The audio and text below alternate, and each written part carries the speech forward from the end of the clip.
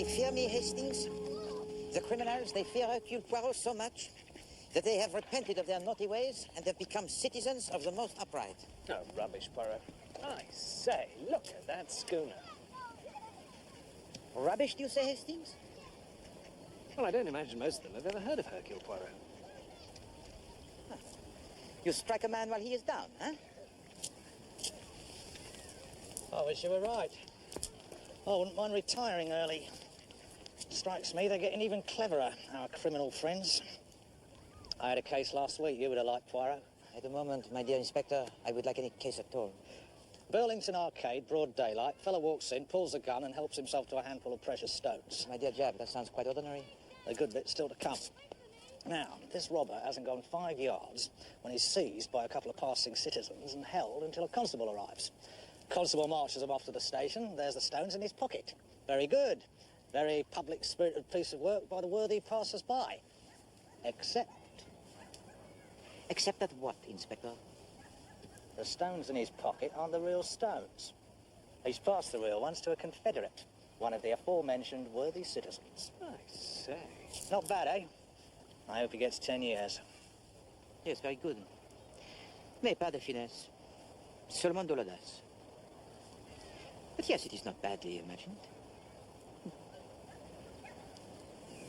You know, Hastings, sometimes I wish that I was not of such a moral disposition. Really? Would not Hercule Poirot do better than any criminal? Hercule Poirot would use his gristles, huh? Hercule Poirot would change his modus operandi for every crime. Scotland Yard would never be able to pin me down. Ah, Hastings. To work against the law for a change. I think it would be quite pleasing. Imagine it. Every morning, a new crime, huh? Every morning, Inspector Japp tearing the hair. And on every street corner, the cries of the newspaper sellers. Read all about it. Monsieur Pig reveals everything. Yes, Miss Lemon. A lady came to see you, Mr. Poirot. Ah, bon. What sort of lady, Miss Lemon? Well, exactly, Captain Hastings. It was hard to tell. You couldn't see her face for the veil she was wearing. Where is she now, Miss Lemon? She said she had a matter of the utmost importance to consult you about. And would you go to see her at the Athena Hotel? And what does she call herself? She wouldn't leave a name. Room number at the hotel? She wouldn't leave a number. Damn. Is it any wonder that my business, it is crumbling about my eyes? Yes, sir. Absolutely. Very good. Good luck. Yes, sir. Boy. Yes,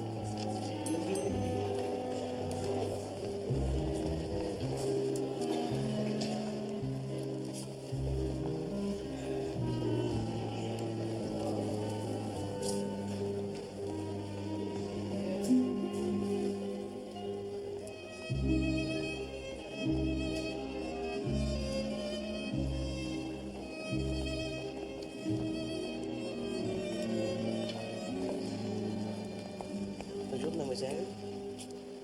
You must be Monsieur Poirot. I'm sorry I couldn't stay at your office, but I think I'm being watched, you see. Watched, mademoiselle? I can hardly believe that anyone can help me, but I've heard such wonderful things about you. Perhaps you can do the impossible. The impossible, it pleases me always. Allow me to introduce my associate, Captain Hastings. How do you do? Continue, I beg of you.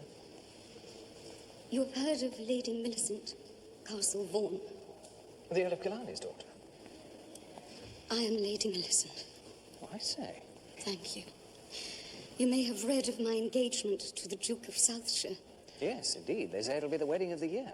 I did not know that you were such an expert on the social calendar, Hastings. It's too public here.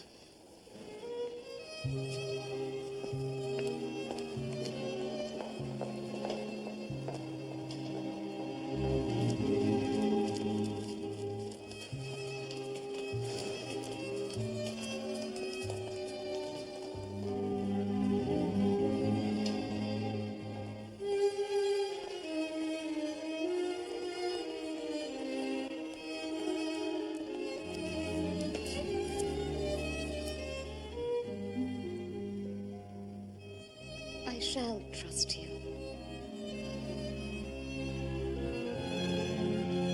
My So kind. There is a man. A horrible man. His name is Lavington. There was a letter I wrote. I was only 16 at the time. A letter that you wrote to this Monsieur Lavington? Oh, no. To a young man. He was going on an expedition up the Orinoco. He never came back. rotten luck. I was very fond of him. I understand. It was a foolish letter. An indiscreet letter, but nothing more. But there were phrases in it which might bear a different interpretation. I see. So it is this letter that has come into the hands of Monsieur Lavington? Yes. And he threatens to send it to my fiancé unless I send him an enormous amount of money. Dirty swine. I beg your pardon, Lady Millicent. How much is he asking? £20,000. It's impossible. I doubt if I could raise 1,000 even. And you have seen this letter? Yes. I went to his house in Wimbledon. He held it out for me to see. I tried to snatch it, but he was too quick for me. So where is it now? He folded it up and put it in a little wooden box. A Chinese puzzle box, he called it. It'll be safe in there, he said. And the box itself is hidden in such a clever place that you will never find it. No, it is repugnant to me that you should pay to this man even 1 penny. Here, here. No, the ingenuity of Hercule Poirot shall defeat your enemies. Yes. Please be so kind as to send to me this Monsieur Lavington.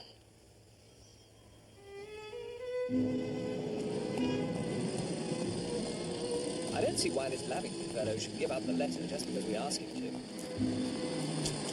What a stunning girl, though. I sometimes think, mon ami, that you are too easily stunned. Thank you. Thank you, sir.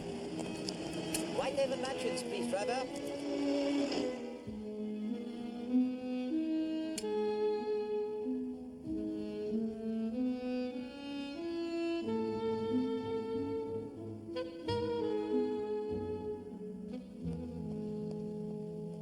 This is interesting, Poirot. Englishman mysteriously done to death in Holland. Always they say that, Hastings. Later they find that he has eaten the tinned fish and that his death is perfectly natural. Oh, if you're determined to look on the black side. He won't come now, will he, Mr. Poirot? Well, perhaps he is frightened of us, eh, Miss Lemon? I'll stay, if you like. No, thank you, but Captain Hastings and I will manage. Well, good night, Mr. Poirot. Good night. Good night, Captain Hastings. Good night, Miss Lemon. I hope you have a pleasant evening.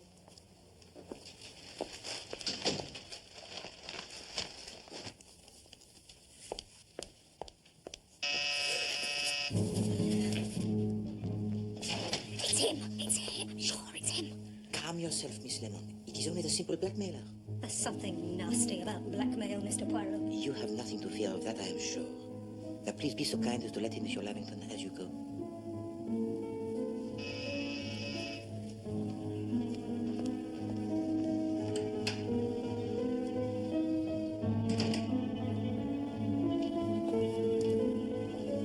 Mr. Lavington to see you.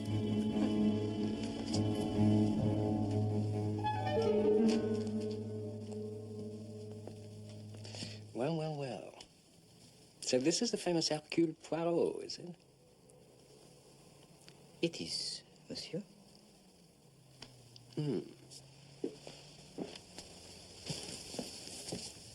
The Castle Vaughan girl said that you wanted to talk to me. Does she think I'm going to change my mind? Perhaps she does. She must think that I'm an idiot, then. Perhaps you are. Try me.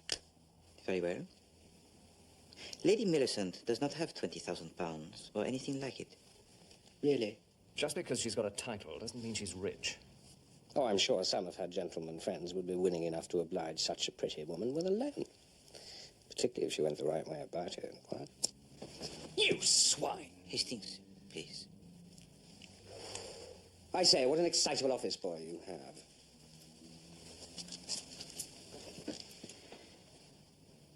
Lady Millicent might raise with difficulty the sum of 5,000 pounds. 5. You will have your little joke, won't you? Hercule Poirot does not joke, monsieur. Well, gentlemen, we don't seem to be getting much further. I have something for sale. Either I get my price or I don't. There's no room for bargaining. It would appear, Monsieur Lavington, that you are quite experienced in these matters, huh? Oh, all right. I let the Lady Millicent off cheaply, as she's such a charming girl. Go on. We'll say 18,000. That is not so cheap. Take it or leave it. I'm off to Paris today. I shall be back on Tuesday. Unless 18,000 is paid by Tuesday evening, the Duke gets the letter.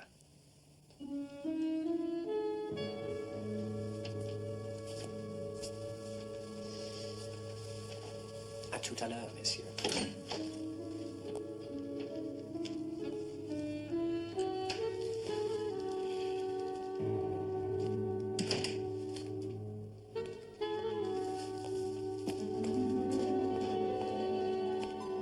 Hastings? Hastings? Hastings?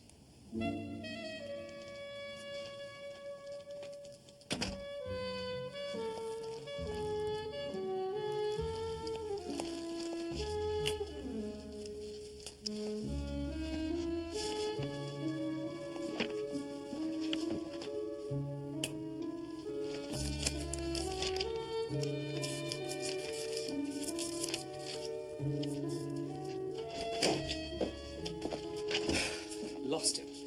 Monsieur Lavington, Yeah, he got into a cab. what did you want him for? I was going to follow him, find out where he lived. We know where he lives. Well, I don't. Oh, yes, Lady Millicent has already told us. He lives at Wimbledon. Oh, yes. Wimbledon's a pretty big place, you know. I had an aunt who lived in Wimbledon. And an uncle, actually. I used to go and stay there sometimes. Buena Vista, Cedars Avenue. Oh, I see. It is a volume packed with useful information, Hastings. You never people look at people's addresses in the telephone directory, though, do you? Yes, Hastings, I do. Why did you wish to know where Monsieur Lavington lives, Hastings? I don't know. He was so beastly, the way he talked about Lady Millicent. I wanted to kick him down the stairs. You wanted to do it in the comfort of his own home, yes? What? Well, no. But I don't know. Something's got to be done. Something is going to be done, Hastings.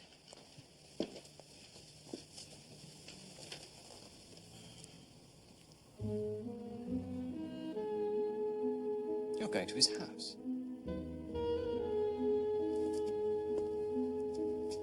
You're going to his house while he's in Paris.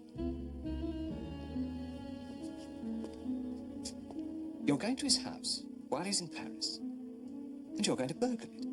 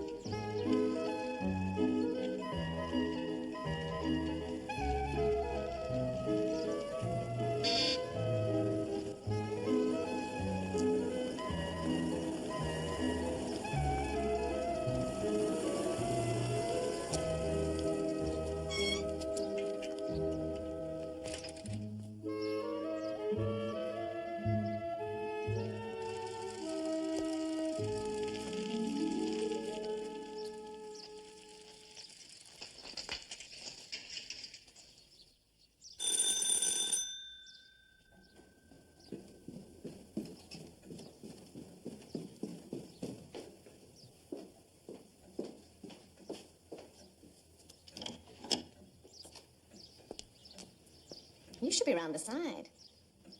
Comment? Tradesman, round the side. You're not selling onions, are you? Pardon? Your people come over here doing that a lot. Monsieur Lavington came to see me.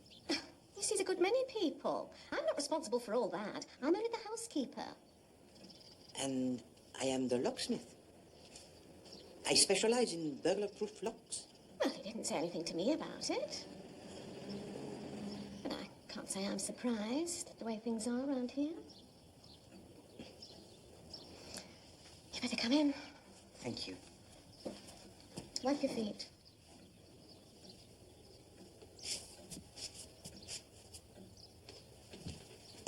Hasn't been the same round here since they started the tennis up the road. You get all these riffraff come to watch. Oh, very alarm. I'm to hear them speak. But you're not safe in your own home, are you? With all these people asking directions, wanting cafes. I don't know where they think they are. Indeed, no, madame. It's been beyond all since that Fred Perry won again this year.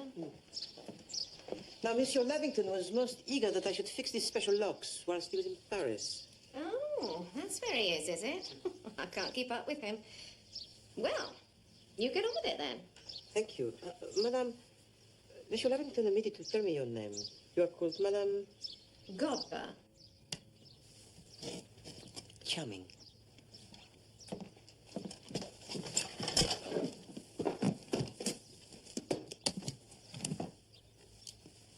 How come you're being a locksmith here when you're French? Because I'm not French, madame. No? No. Where are you from then? Madame Godber, tell me, what is the country that is very full of the mountains and divided into cantons? You're never Chinese. No, madame. Switzerland, a country famous for its watches, its clocks, and its locks. I've heard about the watches. My late husband had one. God rest his soul. Never did him much good. Well, I can't stand here talking. I've got to get my work done. Get home to Streatham. Ah, I was under the impression that you lived in, madame. Oh, no, I certainly don't. I'm finished here at 6. Don't matter what.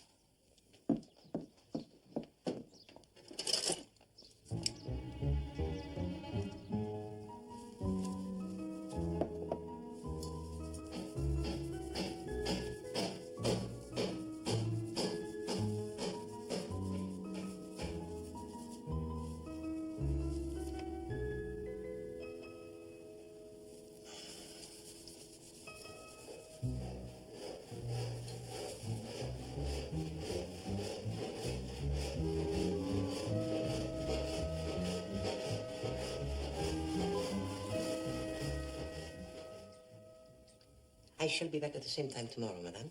And until then, please don't let anyone touch the windows. They are connected up already. Connected up? To the electricity. I can't see any wires. Naturally.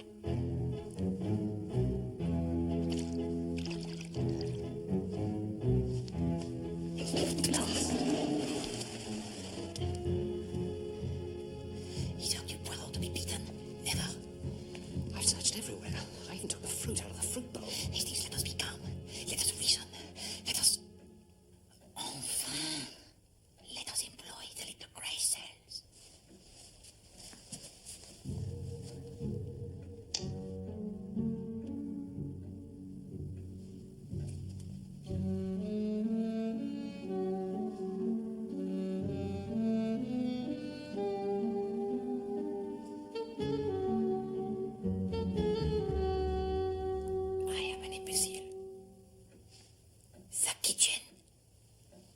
The kitchen? That's impossible. What about the servants? They'd be bound to come across it. Exactly. That is just what 99 people out of 100 would say. And for that very reason, the kitchen is the ideal place to choose. Wonderful.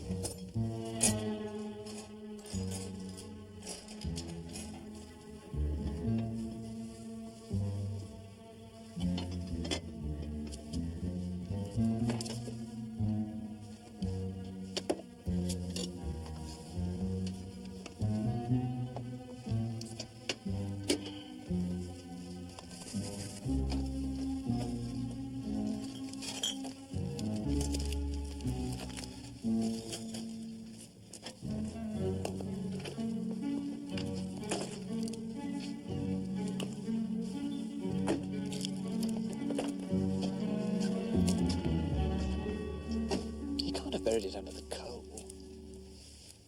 If you will use your eyes, Hastings, you will see that it is not the coal that I examine.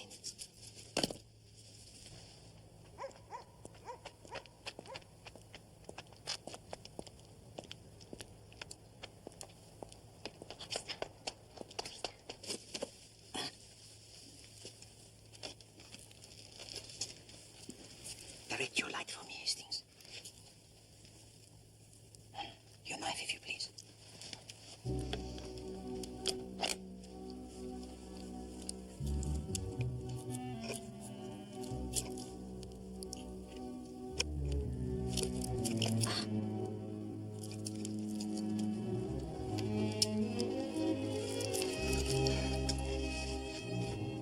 Well done. Gently with the voice. An extraordinary place. Anyone might have used the logs. In July. And it was hidden at the bottom of the pyre, a very ingenious hiding place. You know, I think this will be quite a tease to open.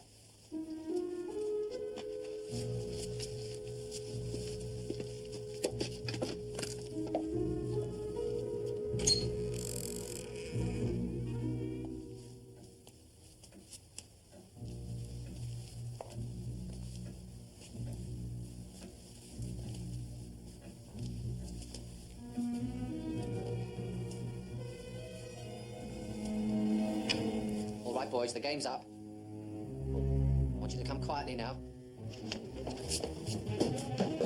Officer, I want to explain.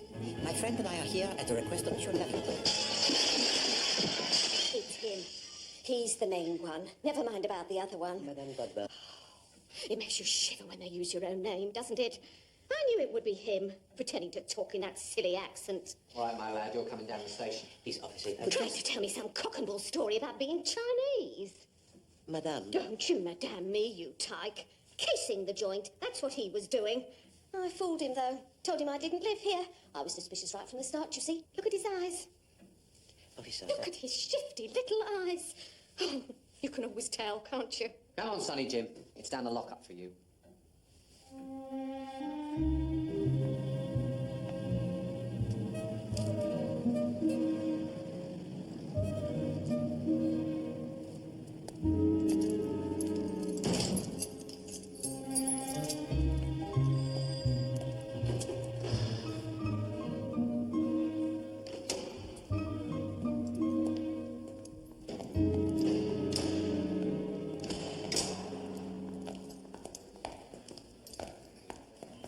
Morning, sir. Morning.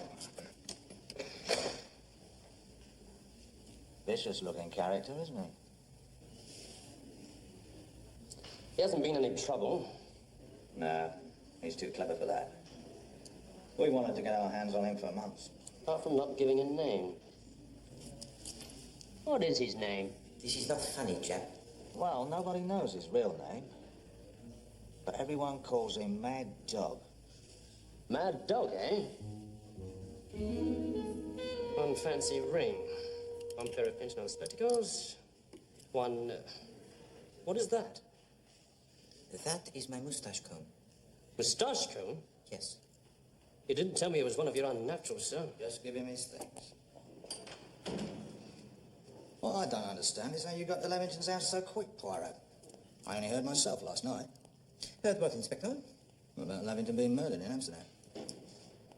Murdered? When? When? Last week, of course. Last week? Last Tuesday, but you knew that. Yes. Yes, of course.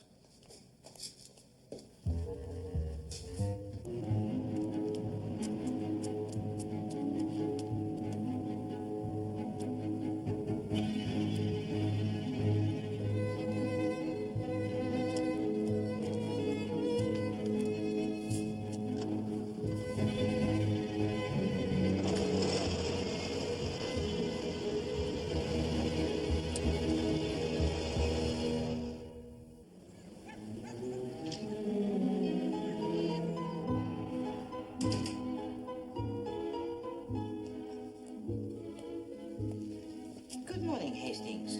You are well, yes?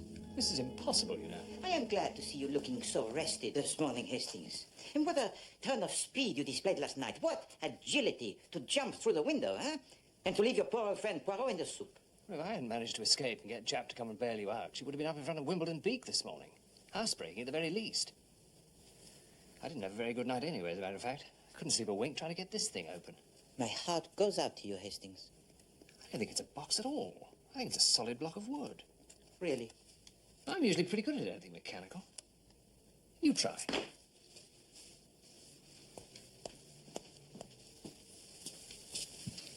I think we should take a hammer to it. No more, mon ami. Perhaps poor old Poirot can do it. Ah. Hastings, what a cracksman was lost when Hercule Poirot decided to become the world's greatest detective.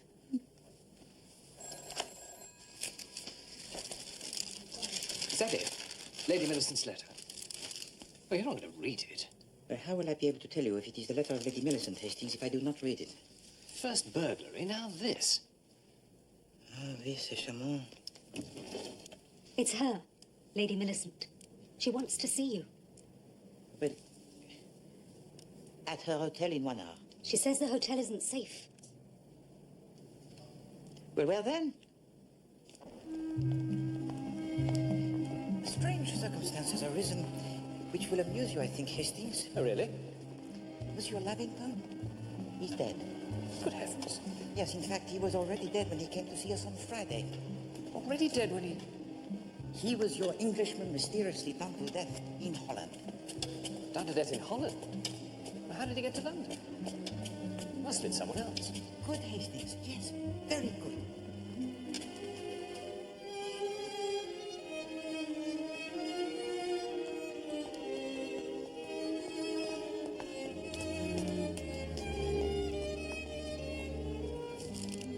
Oh, Monsieur Poirot, how wonderful. How did you do it? By the methods rather reprehensible, I'm afraid, my lady. Oh, dear. In an operation very difficult and dangerous, Captain Hastings was particularly valorous. Oh. But I'm sure Monsieur Lavington will not prosecute. Oh, how can I ever thank you both? Where was it hidden? In the Chinese box, just as you said. And the Chinese box was hidden inside the fire log. And you found it. Oh, you are both wonderful, wonderful men. Where is it now? Comment? The Chinese box. Where is it now? The box? Mm. I don't know. You don't know? One would hardly lose a thing like that, surely. Hastings, whatever did we do with that box? Didn't you throw it away? Oh, surely not. It was such a beautiful little box. No, I remember now. You put it in your pocket. Voila. There it is. Isn't it lovely? Well, it looks pretty ordinary to me. You can buy them for tuppence in Limehouse. Oh, no. I would dearly love to keep it as a souvenir to remind me of such a very clever French gentleman. Belgian. How quaint. And I had hoped that you would permit me to keep it to remind me of a very beautiful English lady. Oh, but I shall give you a much better souvenir than that on my wedding day. You shall not find me ungrateful, Monsieur Poirot. And I have far more pleasure, my lady, in serving you than to receive the money check. You must permit that I retain the box. But, Monsieur Poirot, you don't understand. I simply must have it. I think not. What do you mean? Inside this box is a cavity. This cavity is divided into two halves. Please to observe. In the one half was the compromising letter. And in the other,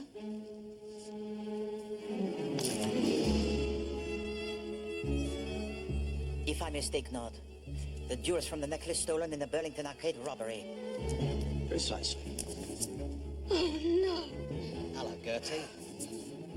Oh, gold nabbed. You know each other. Gertie runs the best tomfoolery gang in the country. Tomfoolery? Jewellery. Does he know everything? No. Why don't you go and get yourself mixed up with this Lavington, Gertie? That's what I can't make out. Me neither. Nasty bit of work he was. Blackmailer and all sorts. Don't I know it? He done the dirty on us. But it was him who gave me the idea about the job in the first place. He found out about the jewellers from one of them poor devils he was blackmailing. And he rode himself in. That's right. He persuaded me to let him be the civilian who grabbed hold of Shiner. And this Shiner handed the tomfoolery over to Lavington. That's right. Lavington agreed to meet us in his house in Wimbledon. He didn't show up, did he? Dirty crook. And I didn't know where he did in the tom either. But he showed me before where he put the letter. And so I guess perhaps he might have hidden the jewellery in the same place. And so, my dear mademoiselle, you decided to call in Hercule Poirot to do your searching for you, huh? Well, I told you it was good.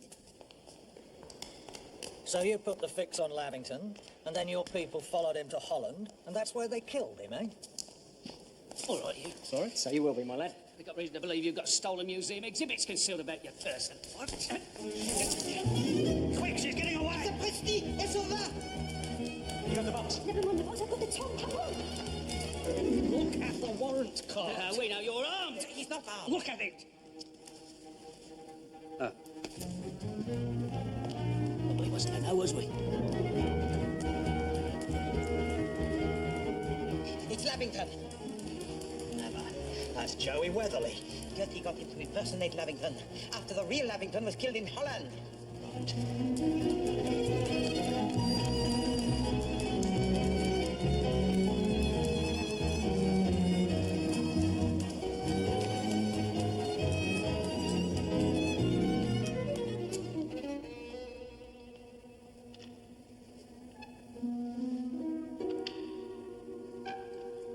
Weatherly?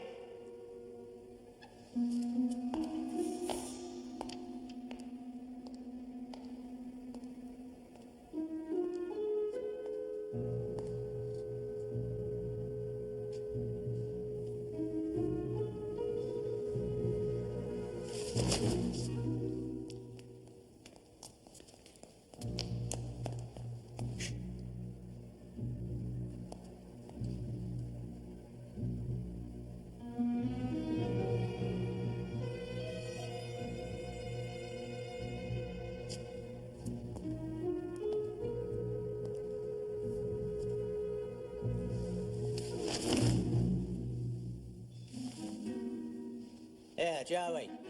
I've just found one of your relations.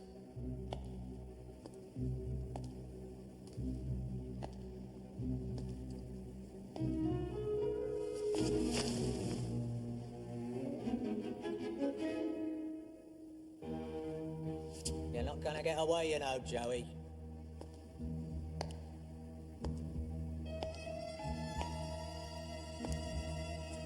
Come on, Gertie, give yourself up. You're in with bad company here.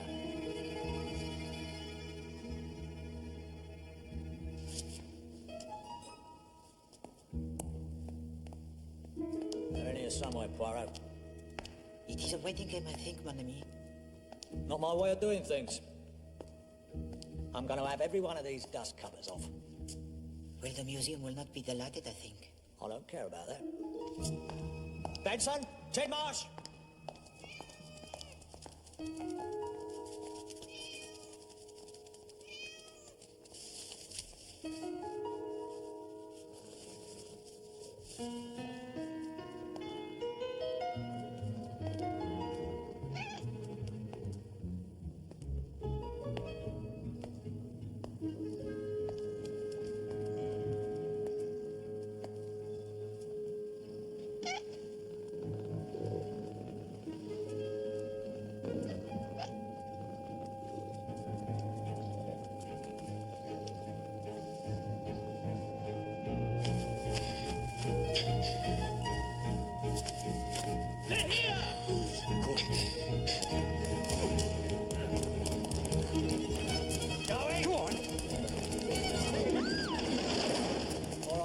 Come quietly. Give yourself up, Weatherly. Not on your life, Mr. Jack.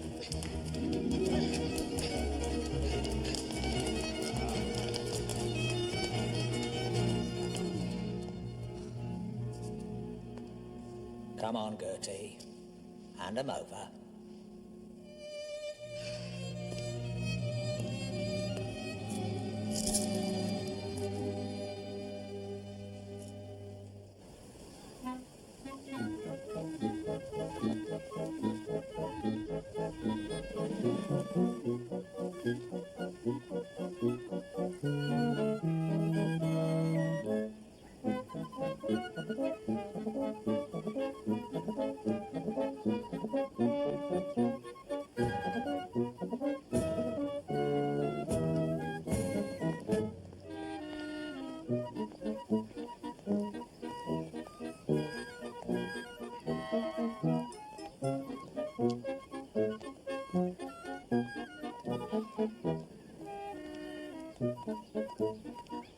Sit here, Hastings. Now, I hope that you will not again wound my feelings by saying that I am unknown to the criminal classes. Oh, I didn't mean that exactly. Parfois, they even employ me themselves when they do not know which way to turn. What do you think? Well, I think that we have made a good choice, Hastings. Not bad, eh? Poirot! Hastings! I thought she'd never stop talking. What do you think? It's a beauty. I thought you were going to get the smaller one. Oh, I'd feel silly with a small one. They're going to try it out now. Captain Hastings has not brought it here for the good of his health.